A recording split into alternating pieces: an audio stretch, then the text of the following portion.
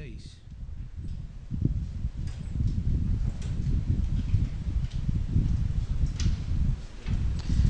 Aquí vamos a ir deteniéndonos un poquito más en cada punto, porque esto lo constituye algo muy importante para nuestros días.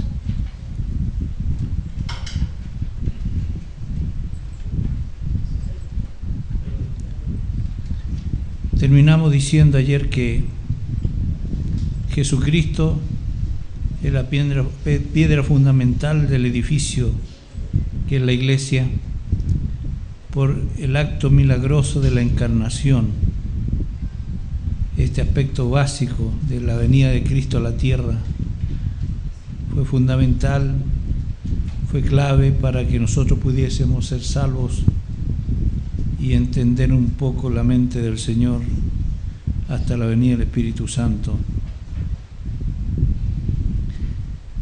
En tercer lugar, Jesucristo se constituye fundamento de la Iglesia en el sentido que Él es nuestro Maestro, modelo por excelencia. ¿Estamos de acuerdo con eso? No hay otro modelo más excelente que Jesucristo. Su vida,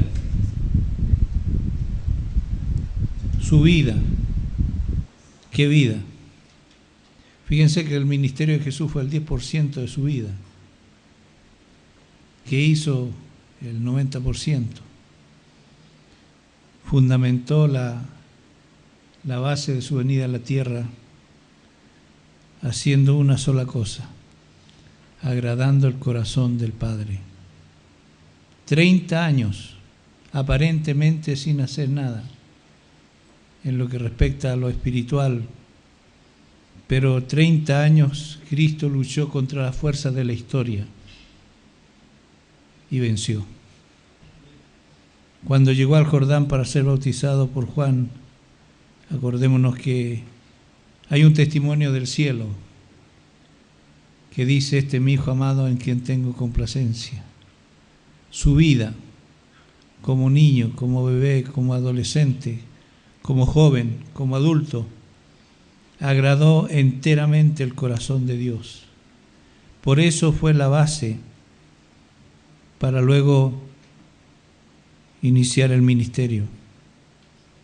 Ahora, en un momento Jesús dijo: ¿quién de ustedes me acusa de pecado? Era una palabra fuerte esa.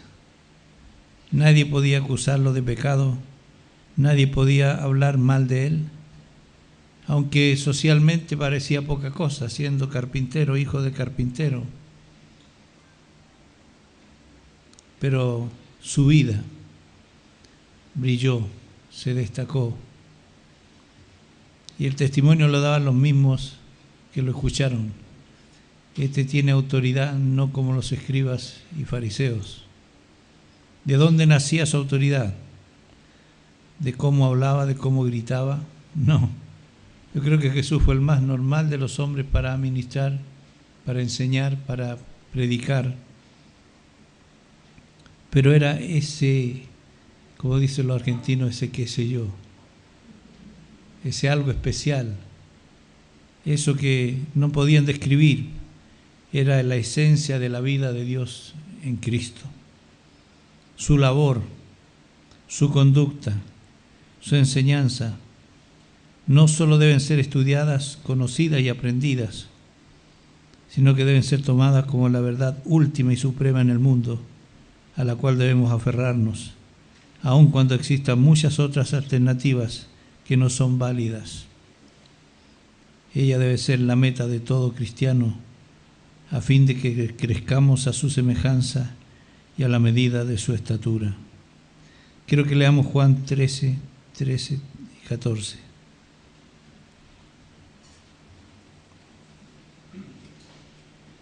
Como ayer, les pido que colaboren leyendo.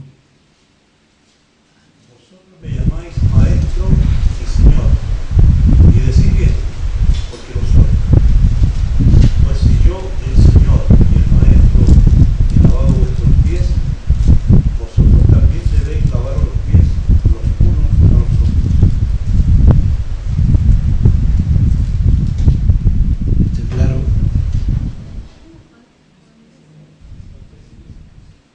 Ustedes me llaman maestro, y lo soy. Pero no soy un maestro para exhibir una enseñanza que quede en el aire. Así como yo lo he hecho, lavando vuestros pies, ustedes deben lavarse los pies los unos a los otros.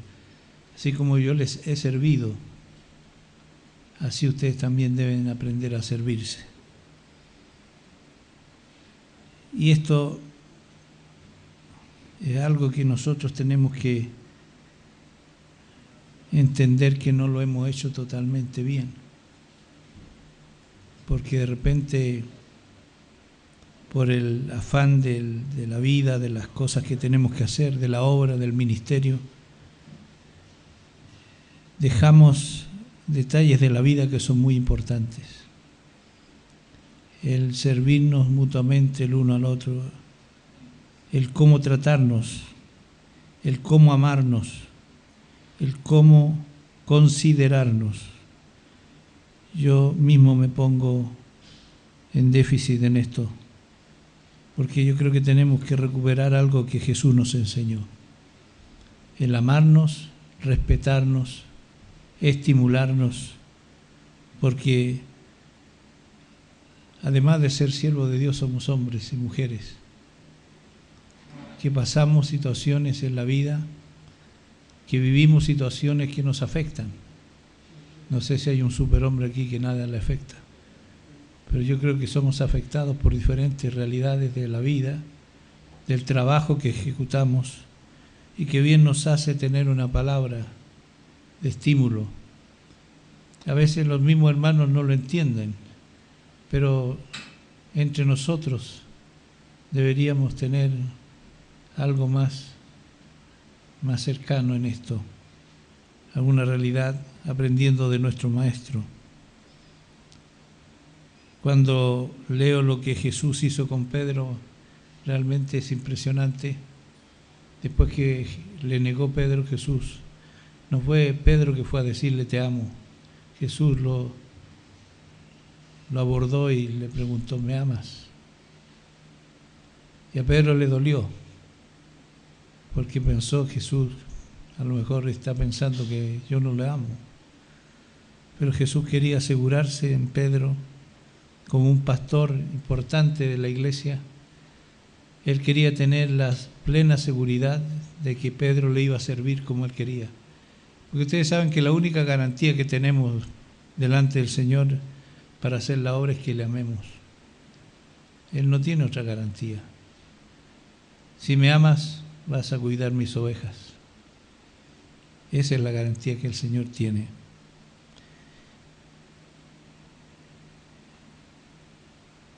Leamos otra cita más que nos ayuda a mirar a Jesús. 2 Corintios 3:18.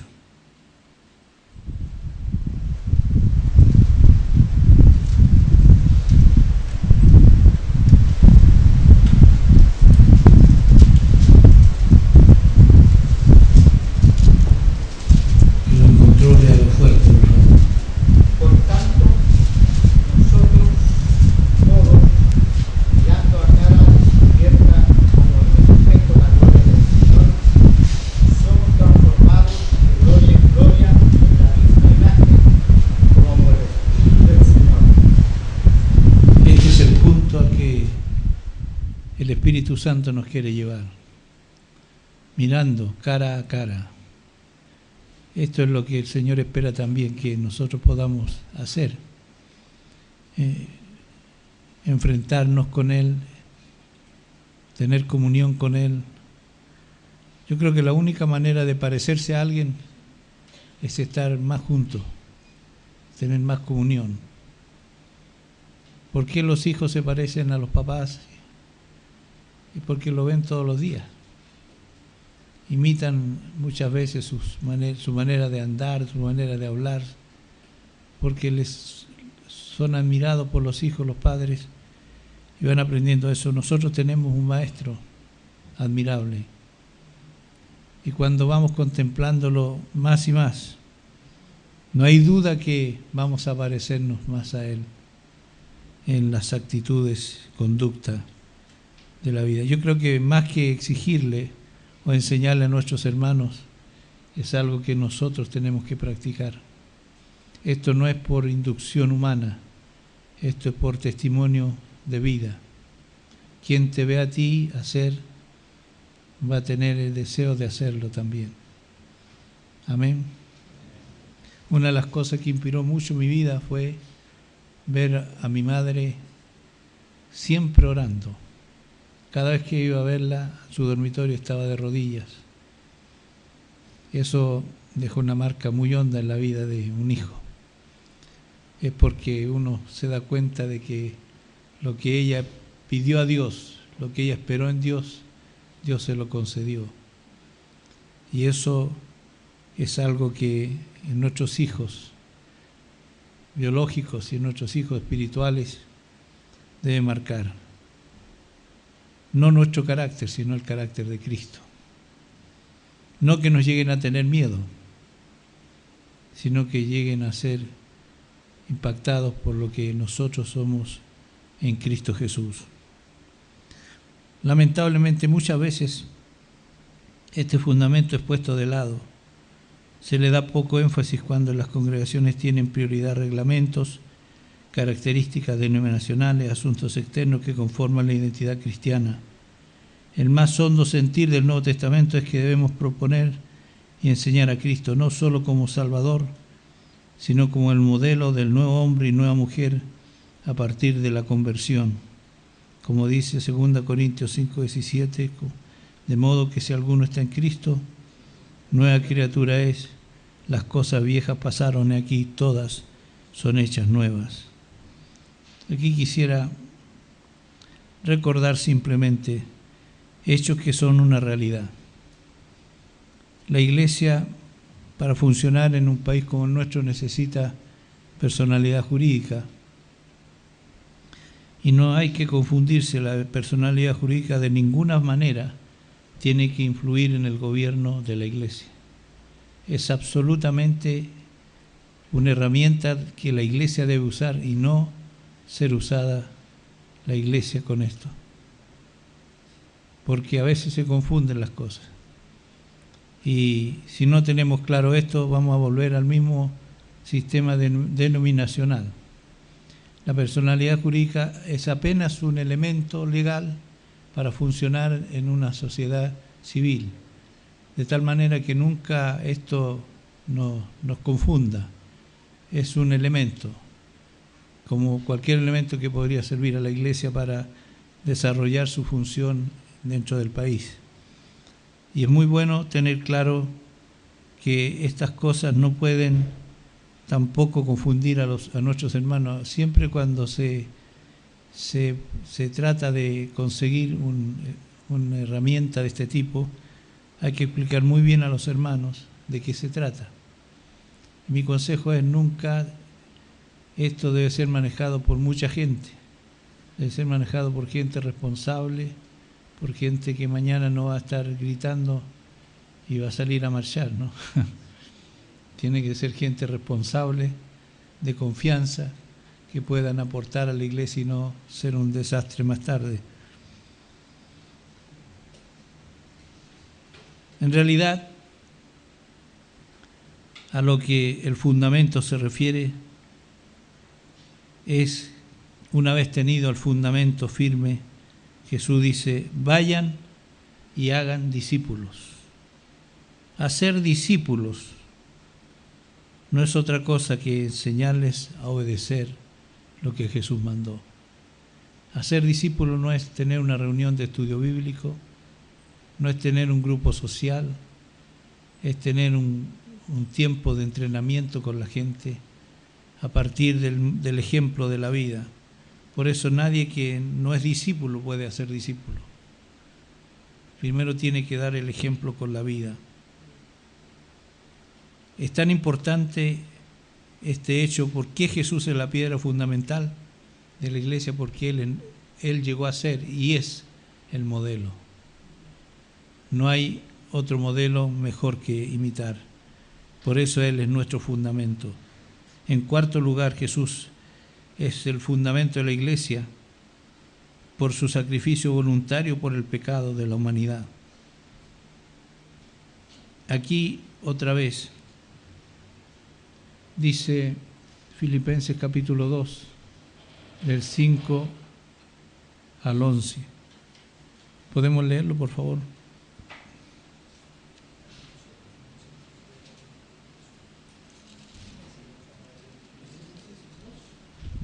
Filipenses 2, del 5 al 11.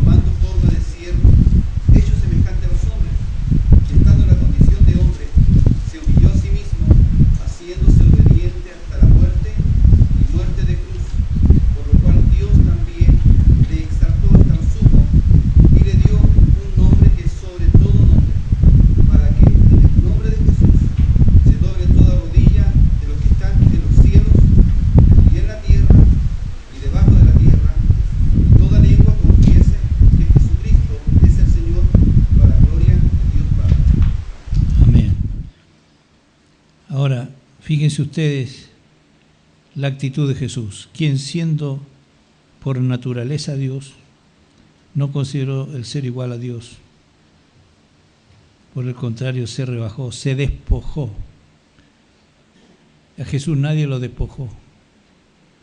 Porque una cosa diferente es que a uno lo despojen, a que uno se despoje a sí mismo. Es grande la diferencia. Jesús se despojó. Él se hizo hombre, se humilló. Era una gran humillación para Jesús hacerse hombre. ¿Por qué razón? Porque Él era el Creador. Yo siempre pregunto esto, donde hablo del señorío de Cristo. ¿A ustedes les gustaría ser hormiga? Claro, la gente dice una cosa tan chica. ¿Un perro le gustaría ser perro? No, nadie quiere ser perro. O una vaca. Si alguien le dice vaca a otro, se enoja mucho. Pero la distancia entre un animal y nosotros era así. En cambio, la distancia entre el Creador y nosotros era tremenda. Sin embargo, Jesús bajó, se hizo hombre. Esto fue tan tremendo. Ya lo dije ayer y lo menciono de nuevo porque es tan importante. Él vino para reconciliarnos con Dios, para perdonar nuestros pecados, para regenerarnos espiritualmente y darnos la esperanza de la resurrección y la vida eterna. Esta obra expiatoria fue un acto cargado de debilidad, de humillación y de vergüenza pública, según la mente del mundo. Pero este es el acto central de las Escrituras, el mensaje básico y autoritario de la Iglesia al mundo, el cual se convierte, a pesar de su debilidad, en su gran poder. Fíjense ustedes que en la cruz pasaron varias cosas. Una de ellas fue el momento más crítico que pasó Jesús. Él llegó a decirle: Dios mío, ¿por qué me has desamparado? Yo pienso que en ese momento Satanás estaba listo para cantar victoria y decir: hasta aquí llegó el Hijo de Dios. Pero hubo un silencio, un momento terrible en la cruz, cuando de repente Jesús pudo exclamar: consumado es. Consumado es. El Padre recibió el sacrificio. En ese momento se origina un movimiento. Satanás se retira del lugar y se va a trincherar al lugar de la muerte. Y cuando Jesús estaba en la cruz todavía, y el ladrón le dice: acuérdate de mí cuando vengas en tu reino, Jesús le dice: hoy estarás conmigo en el paraíso. Evidentemente Jesús murió antes que los ladrones. Y cuando Jesús dice en tus manos encomiendo mi espíritu al Padre, no era para irse a descansar, era para bajar a las partes más bajas de la tierra y enfrentar al león rugiente, el león de la tribu de Judá. Y allí dice que le arrebató las llaves de la muerte y del Hades. Y en Apocalipsis 1, 18 y 19 dice: he aquí yo soy el que estuve muerto y el que vivo, y tengo las llaves del Hades y de la muerte. Bendito sea el Señor, que el enemigo no tiene nada más que hacer en ese campo.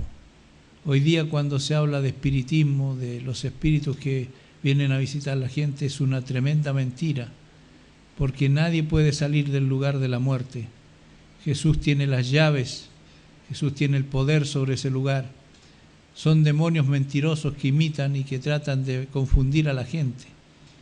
Y nosotros tenemos que tener muy claro esto. Por eso Jesús, al vencer en la cruz y triunfar sobre las potestades, los exhibió públicamente, triunfando sobre ellos en la cruz. Ya no tienen más poder. Nosotros tenemos poder para vencerlos. Y esto no es jugar con los demonios. Cuando aparecen, los reprendemos y los expulsamos. Cuando quieren molestar en el camino, hay que sacarlos del medio. Pero nosotros no estamos para hacerle el juego a Satanás.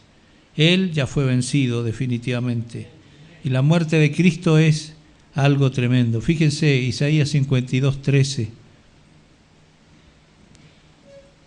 Una palabra profética tremenda.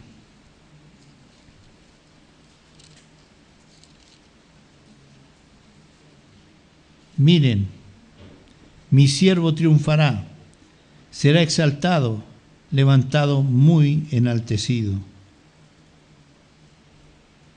¿A quién se refiere esto?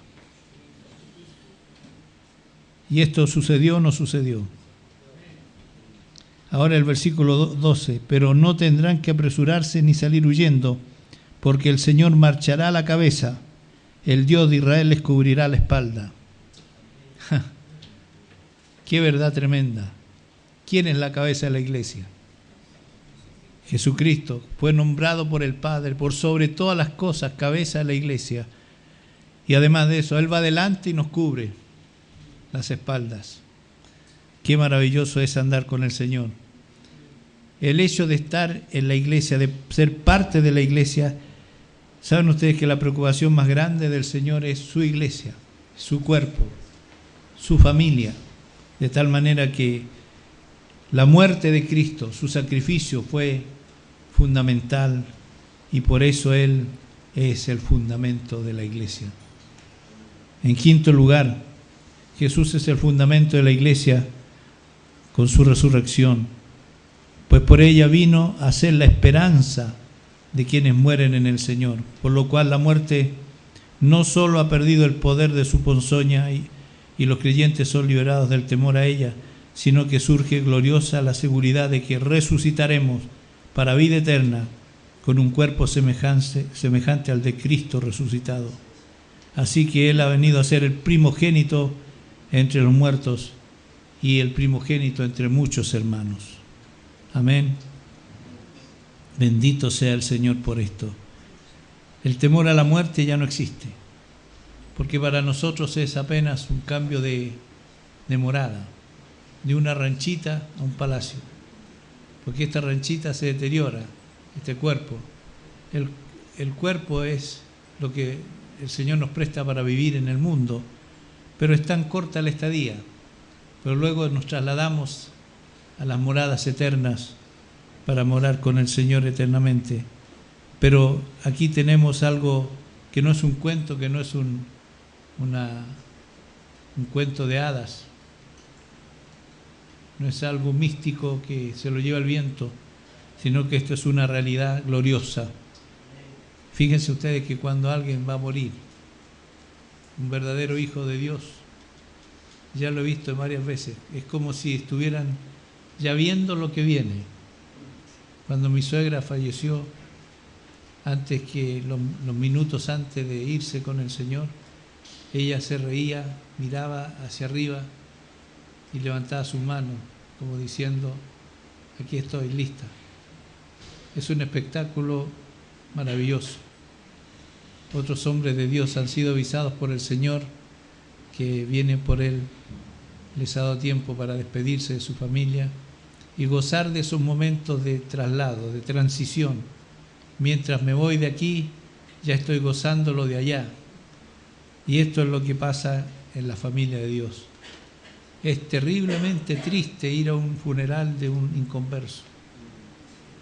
Tienen razón de llorar, tienen razón de gemir, pero cuando uno asiste a un funeral entre los cristianos, es tan maravilloso ver la paz del Señor. Es verdad, uno siente la partida de un ser querido, pero cómo el Señor nos ha dejado una base maravillosa con su resurrección, dándonos la esperanza eterna. Bendito el Cristo resucitado. Hechos 2:31, leamos por favor.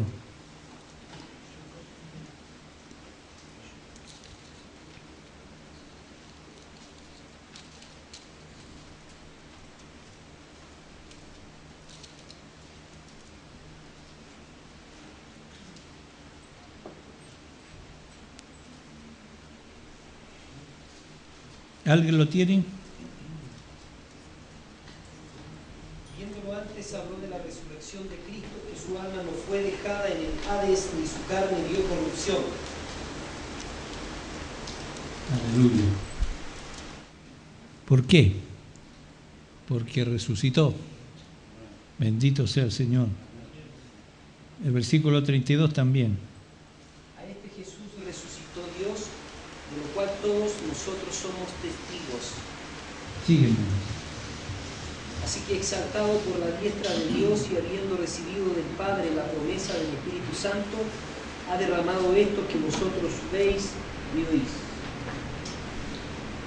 La resurrección de Cristo dejó una marca tremenda en los discípulos, aunque para algunos de ellos no fue muy claro al principio. Ustedes se acuerdan con los dos discípulos que iban camino en Maús. Jesús se puso al lado de ellos y no lo reconocieron. Cleofas se enojó un poco con Jesús, diciéndole: tú eres el único que no sabe lo que aconteció en estos días. Qué triste, ¿no? Que los discípulos caminaron con él y no le reconocieron. Pero cuando le reconocieron, tuvieron un gran gozo de saber que era Jesús. Bendita la resurrección del Señor. Nosotros no adoramos a un Cristo que está apagado, sino un Cristo resucitado, un Cristo que está sentado a la diestra del Padre. Sexto lugar, la Iglesia se sienta sobre Jesucristo en el sentido que debido a su triunfo en la obra redentora ascendió a los cielos y se sentó a la diestra del Padre. Desde allí actúa como Señor en los cielos y en la tierra, pastor de su Iglesia y único mediador y abogado. Por él es que tanto los pecadores no arrepentidos pueden tener acceso al Padre para obtener perdón y vida nueva, como los cristianos pecadores regenerados y en vía de santificación podemos obtener perdón, misericordia, ayuda y victoria contra el diablo y el poder del mundo y la fuerza de las propias pasiones. Bendito sea el Señor por el poder que hay en Jesucristo. No podemos dejar de ver esto. Hebreos 1:1 y 2.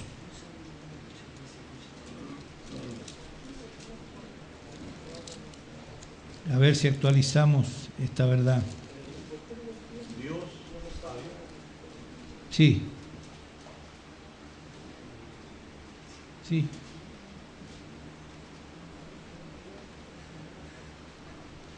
Dios, habiendo hablado muchas veces y de muchas maneras en otro tiempo a los padres por los profetas, El 2 también.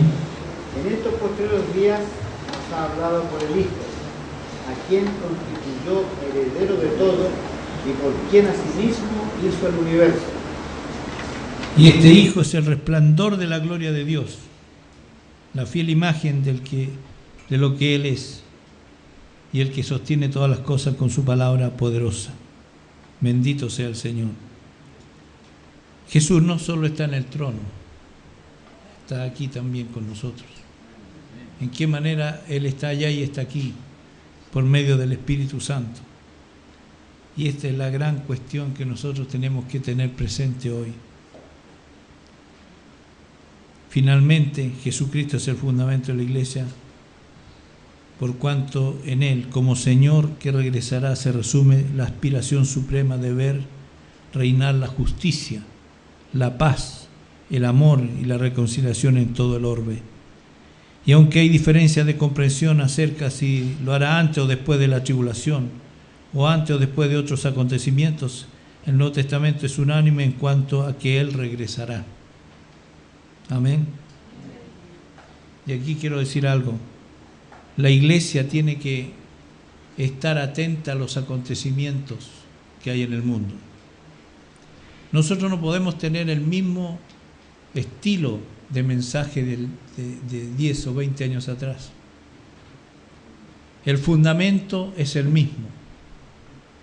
Los principios no cambian, pero tenemos que enfrentar al mundo de la manera cómo llegar a Él. Tenemos que rogar al Espíritu Santo que nos dé la gracia y la sabiduría para entender esto. El mundo, o mejor dicho, la Biblia no podemos interpretarla de acuerdo al mundo, sino el mundo a través de las Escrituras. Pero esto nos debe animar a ver cómo podemos llegar a la gente. Hoy día tenemos realidades muy distintas a las de ayer.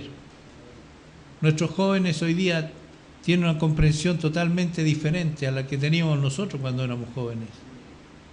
De tal manera que se precisa una actualización de cómo hacer la obra, con los mismos principios, con la misma palabra, pero necesitamos una estrategia diferente y creo que el Señor la va a ir dando.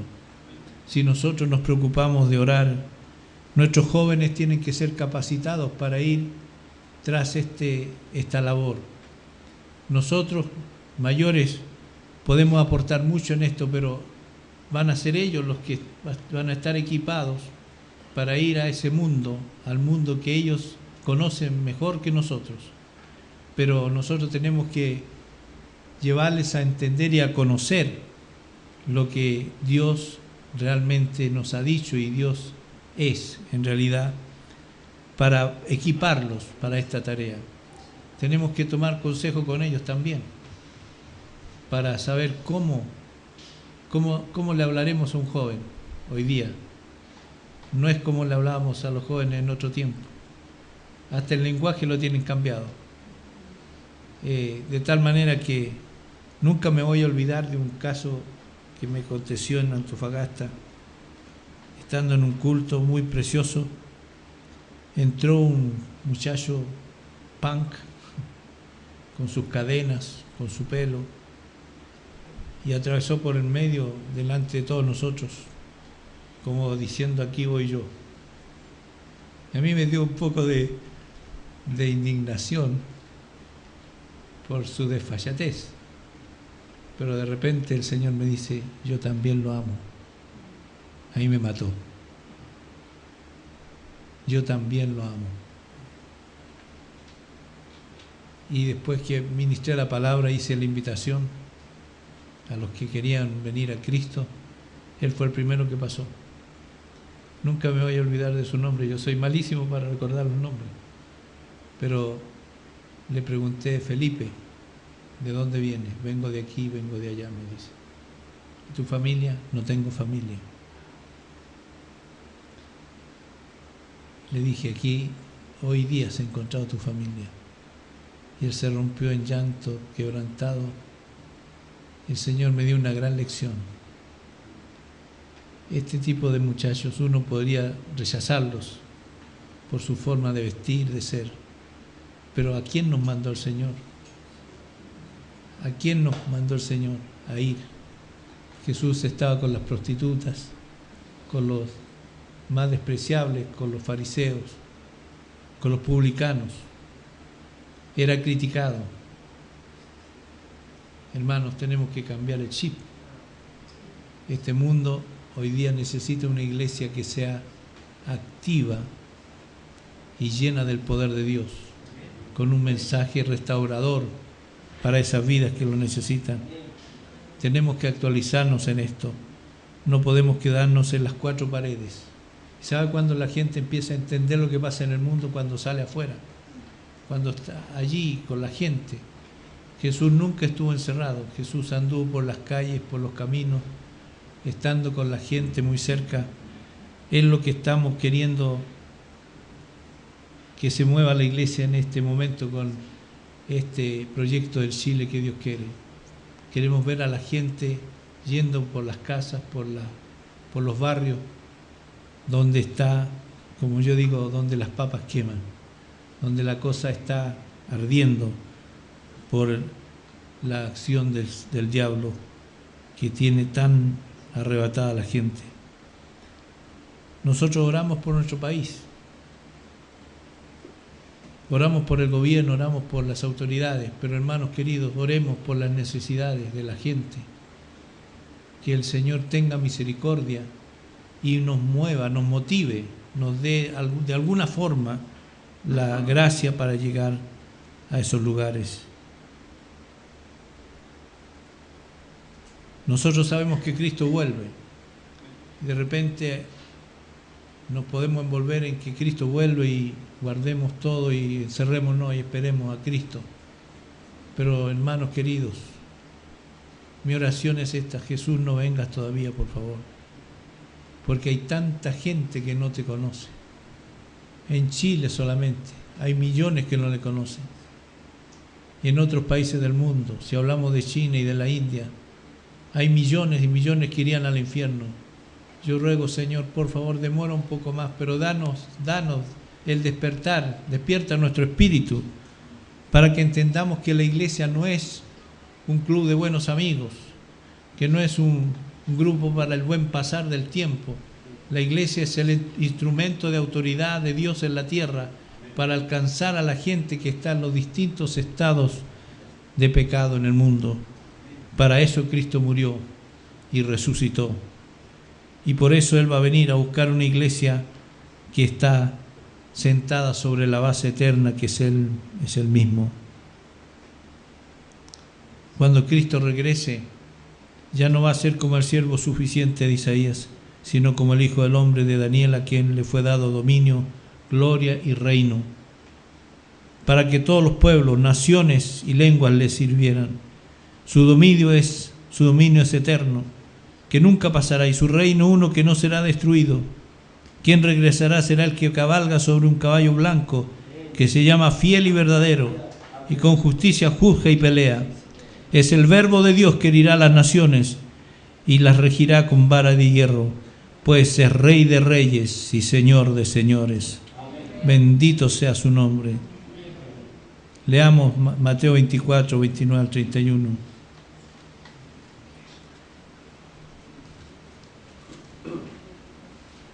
En otras palabras, no podemos actuar con debilidad frente a tanta gloria del Señor.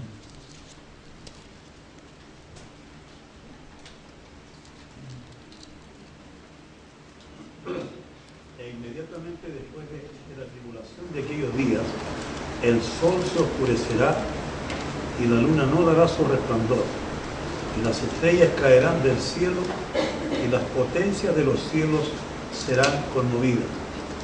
Entonces aparecerá la señal del Hijo del Hombre en el cielo, y entonces lamentarán todas las tribus de la tierra y verán al Hijo del Hombre viniendo sobre las nubes del cielo con gran poder y gran gloria. Con gran poder y gran gloria. ¿Esa gloria la tiene Jesús? La tiene hoy y la quiere mostrar a través de la iglesia. Por eso Jesús dijo: la gloria que me diste les he dado, para que sean uno. Hermanos, la gloria del Señor es su calidad, es su esencia, su presencia, de tal manera que tenemos que avanzar en esto. Por un lado, vivir la presencia del Señor, vivir su gloria, y esa gloria llevarla al mundo. Tenemos que hacer saber al mundo que Cristo es real y que vive en nosotros. Esta esperanza de la venida de Cristo es cierta porque se fundamenta en la promesa de Dios y no en una utopía, en un sueño, un artificio ideológico, político, pensado por el ser humano. Por ello la Iglesia debe aprender en todo tiempo y lugar a juzgar toda esperanza que se proponga a la humanidad y permanecer fiel y anunciar al mundo la esperanza viva. Hoy día pueden decirse muchas cosas, pueden discutirse muchas cosas, que todo esto es una fábula, que todo esto es algo utópico, pero nosotros sabemos que esto es real, que la esperanza es viva de la venida de Cristo, pero todo esto nos debe motivar a buscar de hacer lo que Cristo nos encargó. De manera que Jesucristo no es para la Iglesia un simple recuerdo histórico o de materia de reflexión teológica sobre cosas que pasaron hace 2000 años, sino que el sentido verdadero es que, habiendo dado su vida y en base a su obra y sus palabras, la Iglesia y sus líderes que toman esto seriamente y lo hacen el centro de su vida, de su mensaje y de su enseñanza, están verdaderamente fundados sobre la roca eterna. Las demás son cosas asentadas sobre la arena. Amén.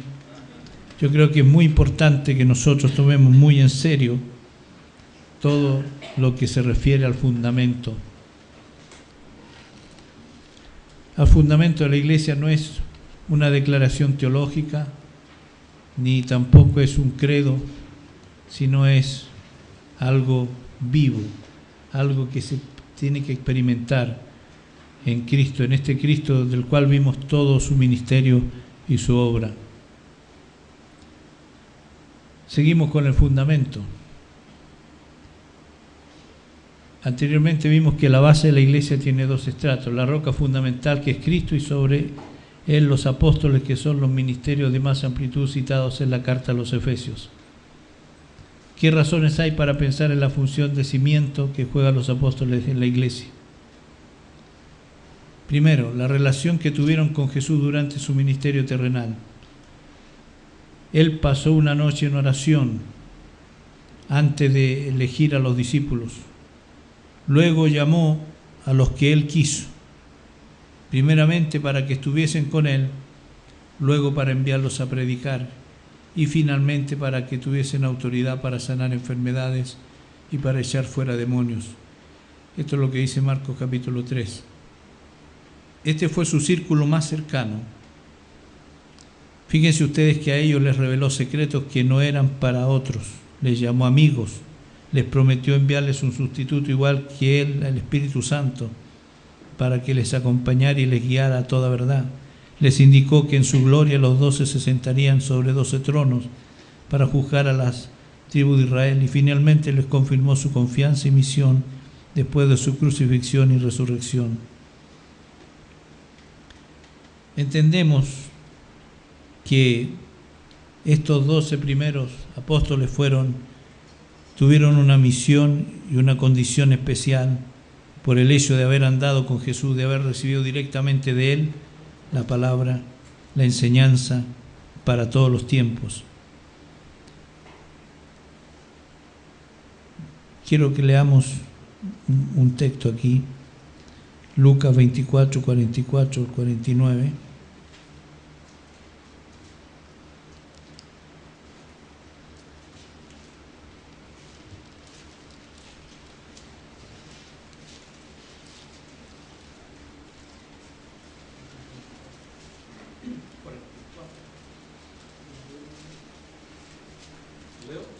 Sí, por favor. Luego les dijo: esto es lo que les había anunciado cuando todavía estaba con ustedes, que todo lo que está escrito sobre mí en la ley de Moisés, los libros de los profetas y en los salmos debe cumplirse.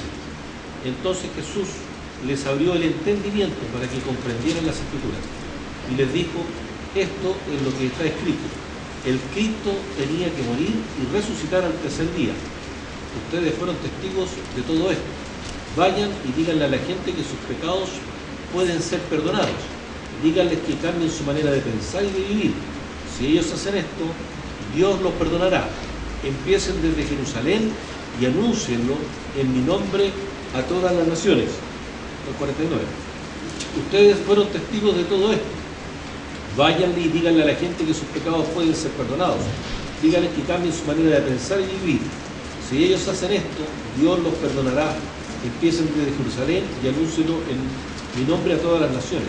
Ahora les enviaré lo que mi Padre les ha prometido, pero quédense en Jerusalén hasta que hayan recibido ese poder del cielo. Algo muy importante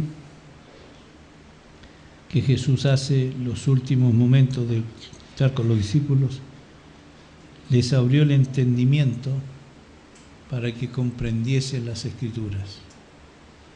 ¿Cuántas veces habrían leído y escuchado pasajes de las Escrituras, pero hasta ese momento no lo habían entendido ni comprendido? Pero ahora viene el entendimiento, cosa muy importante. Ahora, evidentemente, por lo que nosotros leemos en los Evangelios, no era nada fácil andar con los discípulos de Jesús, porque no entendían lo que Jesús les enseñó, pero no por eso Jesús dejó de enseñarles.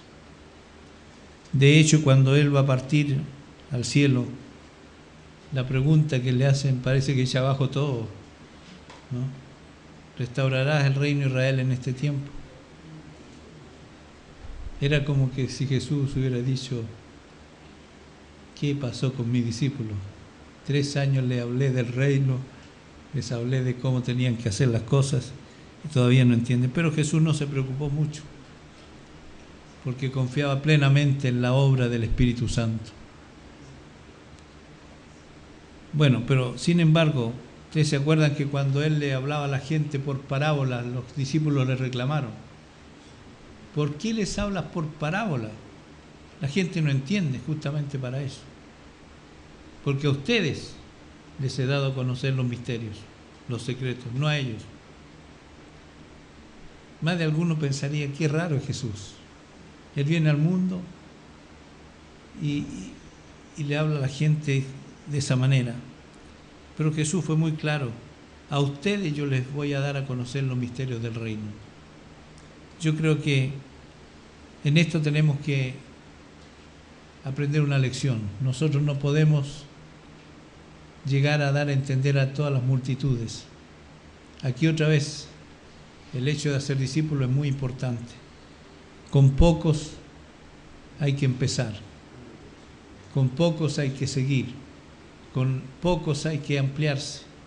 Cuando me refiero a los pocos, me refiero a los discípulos, a los que realmente son discípulos. Porque hoy día tenemos que hacer yo digo, de tanto en tanto hay que hacer una parada y preguntar: ¿realmente estamos caminando como el Señor quiere? ¿Realmente los discípulos que están? ¿Realmente los que se ven, que asisten, son? Porque Jesús varias veces se paró y le dijo a los discípulos: si alguno quiere venir en pos de mí. Yo creo que algunos de los discípulos dirían: otra vez Jesús está con la misma. Pero Jesús quería tener seguridad, planteaba las cosas categóricamente, no se andaba con medias luces, porque Él quería realmente tener seguridad de que los que le seguían de verdad.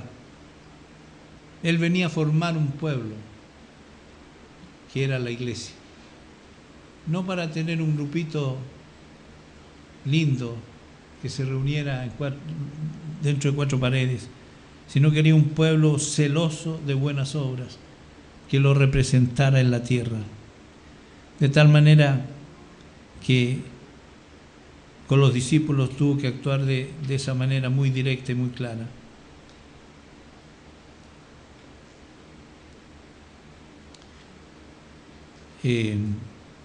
Los apóstoles, el punto 2, por todo lo anterior son considerados como testigos oculares y presenciales de la vida y obra de Jesús desde que empezó su ministerio, pasando por la cruz, la resurrección y su ascensión.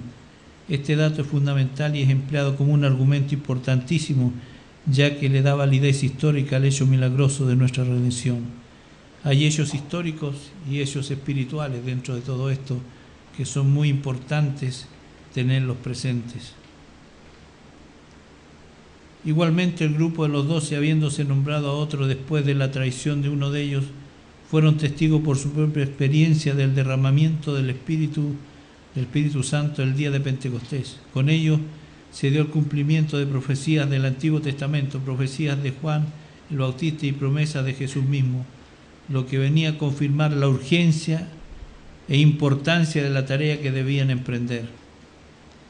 Jesús les habló de tiempo y les habló de tomar en cuenta sus palabras respecto de la tarea que tenían que hacer.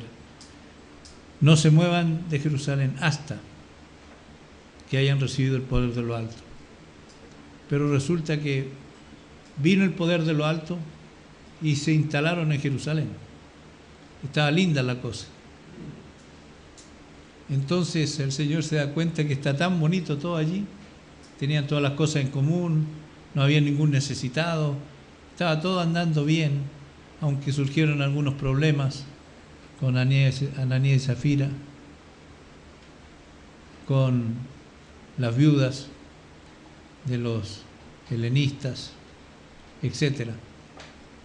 Pero a pesar de esto, estaban muy tranquilos. El Señor tiene que permitir que ocurra una persecución. Si nosotros prestamos bien atención a este hecho, no fue de una manera normal que la iglesia se fue extendiendo, sino fueron por circunstancias que Dios fue permitiendo. Esteban es apedreado, es muerto por causa de predicarle a los judíos, y a raíz de la muerte de Esteban se precipitó la persecución de la iglesia. Este hecho es tremendamente importante, porque lo que hablamos ayer de que cuando vino el Espíritu Santo había gente de varios países, de varias lenguas en Jerusalén, que seguramente fueron impactados por esto y más tarde fueron elementos que Dios usó para extender el Evangelio para otros lugares del mundo. De varias maneras empezó el Evangelio a moverse en aquel tiempo.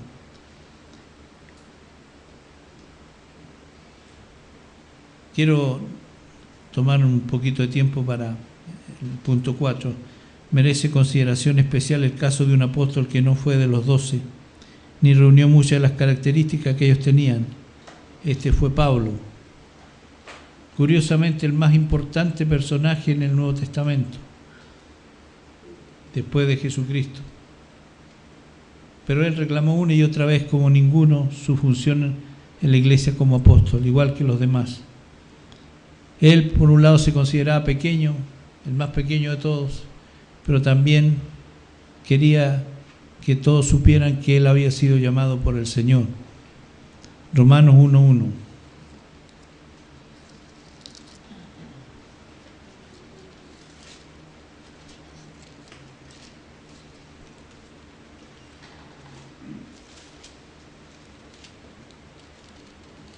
¿Qué dice? Pablo, siervo de Jesucristo, llamado a ser apóstol, apartado para el Evangelio de Dios. Aquí la característica: Pablo, siervo de Jesucristo, llamado a ser apóstol, apartado para anunciar el Evangelio. No estaba hablando de nada extraño, ni tampoco estaba haciéndose propaganda, sino simplemente estaba dando a conocer la experiencia que había tenido con el Señor. Quiero que leamos otros textos también. En 2 Corintios 1:1.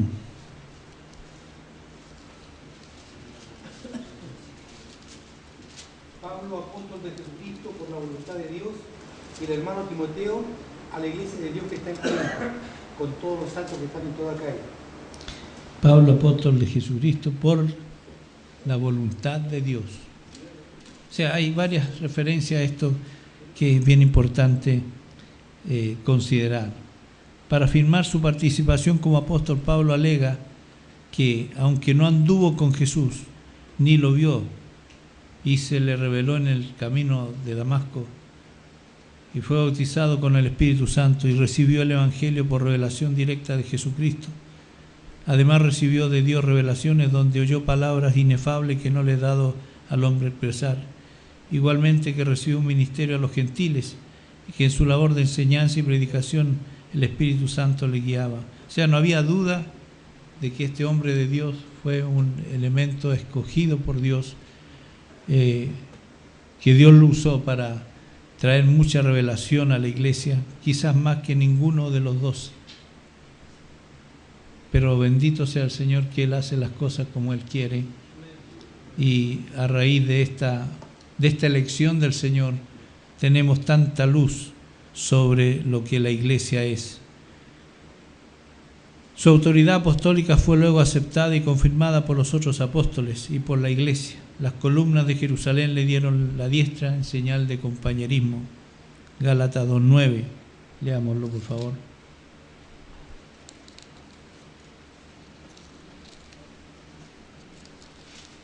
Santiago, Pedro y Juan, que parecían ser los líderes allí, reconocieron que Dios le había dado ese privilegio especial. Así que como señal de compañerismo, nos estrecharon la mano a mí y a Bernabé. Santiago, Pedro y Juan dijeron: Pablo y Bernabé, ustedes trabajen con los que no son judíos y nosotros trabajaremos con los judíos. Recibió la diestra en señal de compañerismo, en señal de aceptación del ministerio que el Señor le había dado.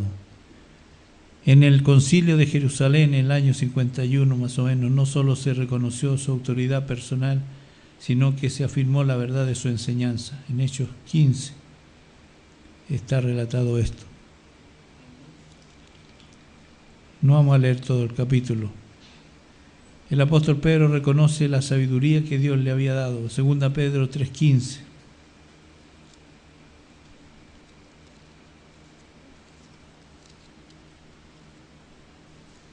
¿Alguien puede leer 2 Pedro 3:15? Y teniendo entendido que la paciencia de nuestro Señor es para salvación, como también nuestro amado hermano Pablo, según la sabiduría que le ha sido dada, os ha escrito. Lee el siguiente versículo también. Casi en todas sus epístolas, hablando en ellas de estas cosas, entre las cuales hay algunas difíciles de entender, las cuales los indoctos e inconstantes tuercen, como también las otras escrituras, para su propia perdición. Bueno, Pedro tuvo una experiencia con Pablo no muy grata. En un momento lo tuvo que reprender por causa de su actitud con los judíos, estando en un lugar donde habían gentiles. Yo creo que Pedro, a pesar de ese momento difícil que pasó, reconocía la gracia que Dios le había dado a este hombre para el beneficio de la iglesia. Autores del Nuevo Testamento como Lucas y Marcos estuvieron largo tiempo muy cerca de él. 2 Timoteo 4:11.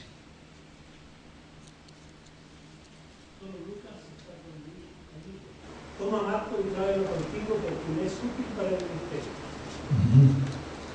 Qué interesante lo que Pablo hizo. Él tomó a hombres jóvenes para poder enseñarles, prepararlos para el ministerio. Y Pablo siempre andaba con un equipo que no era pequeño.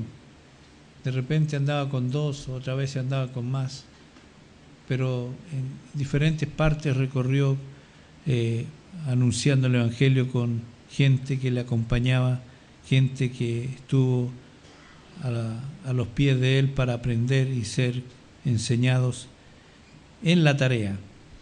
Esto es muy importante que nosotros también lo consideremos, de poder llevar con nosotros a gente que aprenda haciendo. Yo creo que es una buena manera de enseñar, aprender haciendo.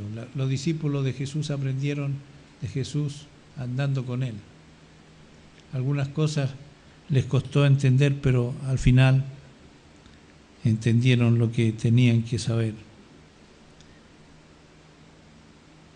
Pablo escribió 13 cartas. Quizás se discute todavía si la carta a los hebreos, cuya autoría sigue oculta, por el estilo muchos piensan que fue Pablo que la escribió. No solo demostró ser un apóstol para estar entre el grupo original, sino que su función fue determinante para el arranque, desarrollo y estabilidad del cuerpo de Cristo. Pablo llegó a ser parte del fundamento como perito arquitecto. Esto lo dice, vamos a leer en 1 Corintios capítulo 3. Hay varias cosas que dice Pablo ahí interesantes.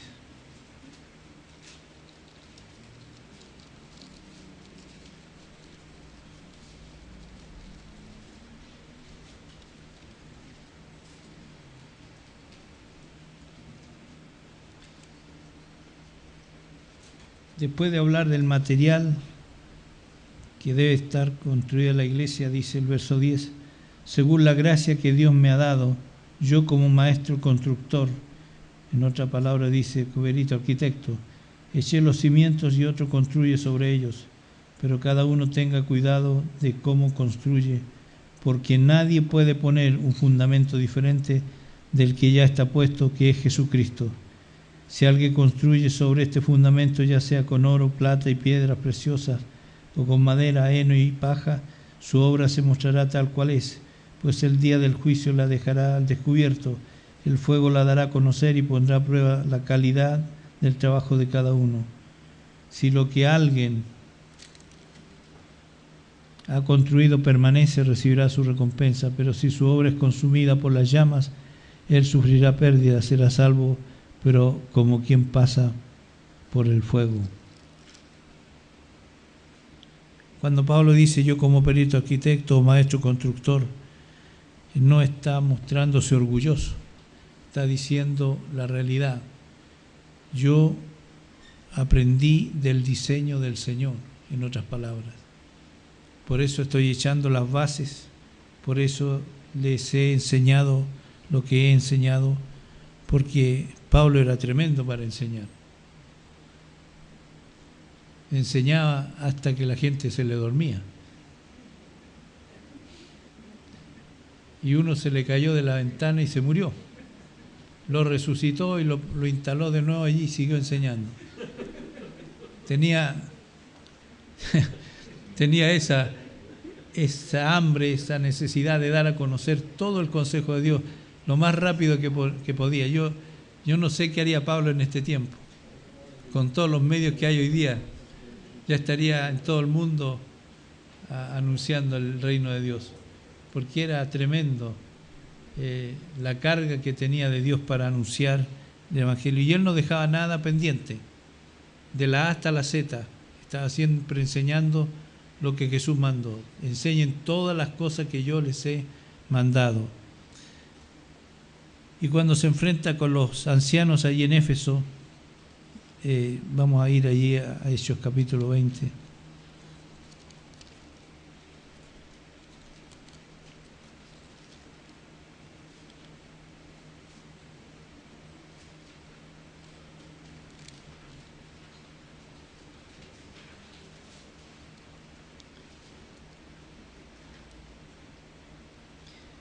El capítulo 20,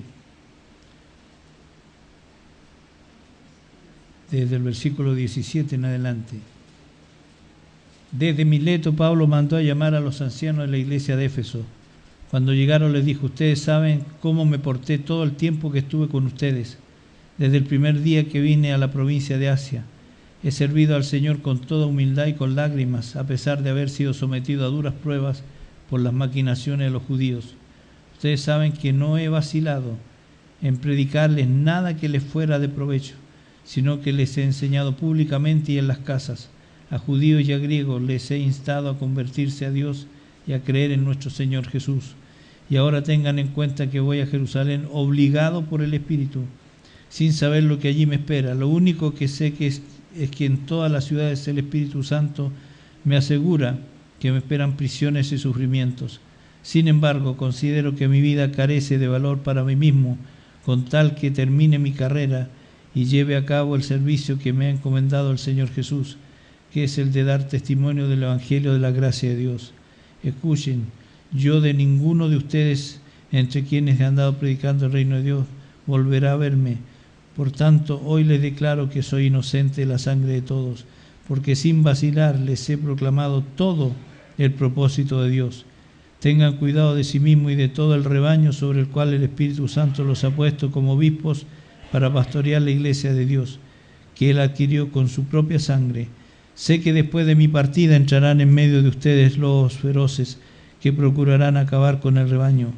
Aún de entre ustedes mismos se levantarán algunos que enseñarán falsedades para arrastrar a los discípulos que los sigan. Así que estén alerta, recuerden que de día y de noche, durante 3 años, no he dejado de amonestar con lágrimas a cada uno en particular. Ahora los encomiendo a Dios y al mensaje de su gracia, mensaje que tiene poder para edificarlos y darles herencia entre todos los santificados. No he codiciado ni plata, ni oro, ni ropa de nadie. Ustedes mismos saben bien que estas manos se han ocupado de mis propias necesidades y de las de mis compañeros. Como ejemplo les he mostrado que es preciso trabajar duro para ayudar a los necesitados, recordando las palabras del Señor Jesús: hay más dicha en dar que recibir. Qué tremenda despedida. Pero sin dejar de recordarles que había hecho una obra completa. Les he enseñado todo el propósito de Dios. No podemos descansar, hermanos, de nuestra tarea hasta enseñar todo lo que Jesús mandó. No nos entretengamos en otra cosa. No nos desviemos de la dirección que el Señor nos ha dado. Seamos fieles a lo que el Señor nos ha mandado hacer. Amén. Quiero terminar con el primer punto de la conclusión. Los dirigentes en la Iglesia de Cristo deben ser personas profundamente conocedoras de lo que ella es, sea en su manifestación básica como congregación local, sea esta de 2 o 3 personas, de 25 miembros o de cientos, como en su sentido total de cuerpo de Cristo. Esta comprensión debe inspirar actitudes consecuentes y responsables, las cuales resultarán en una edificación más amplia y más sólida. Y este mismo sentir debe ser transmitido a todos los creyentes, a fin de que en forma conjunta todos contribuyamos a presentarle a Jesús una novia bellamente vestida. Aquí quiero destacar algo. Todos nosotros que estamos siendo guiadores de vidas, tenemos que tener presente que nuestro entendimiento de la Iglesia debe ser lo suficientemente claro para poder guiar a la gente en lo que necesitan entender y saber. Hay cosas que suceden en la Iglesia porque de repente la gente viene con una mente, como lo he estado diciendo este último tiempo, una mente muy diferente a lo que el Señor quiere que tengamos. Algunos quieren servir al Señor con la mente del mundo. Y eso es imposible. El arrepentimiento tiene que ver justamente con un cambio de mente para que se produzca el cambio de la vida. Pero de repente nos encontramos con gente que en la iglesia del Señor Jesucristo, dentro del cuerpo de Cristo, están pensando con la mente del mundo. Y esto debe ser algo combatido por la palabra del Señor. Yo creo que nosotros tenemos que volver a revisar las bases de nuestra tarea. Yo creo que es fácil tener claro el trabajo que hacemos con la gente que está más cercana a nosotros, pero tenemos que asegurarnos de que la enseñanza vaya siendo repetida tal y cual como se dio a través de las generaciones de discípulos. De otra manera va a ser difícil mantener una iglesia firme en el fundamento del Señor. Yo me imagino que la iglesia del primer siglo tenía esta tarea de repetir lo que se le enseñaba. Estuve en la ciudad de Fortaleza hace poco con el hermano A.B. Huber, que varios de ustedes conocen.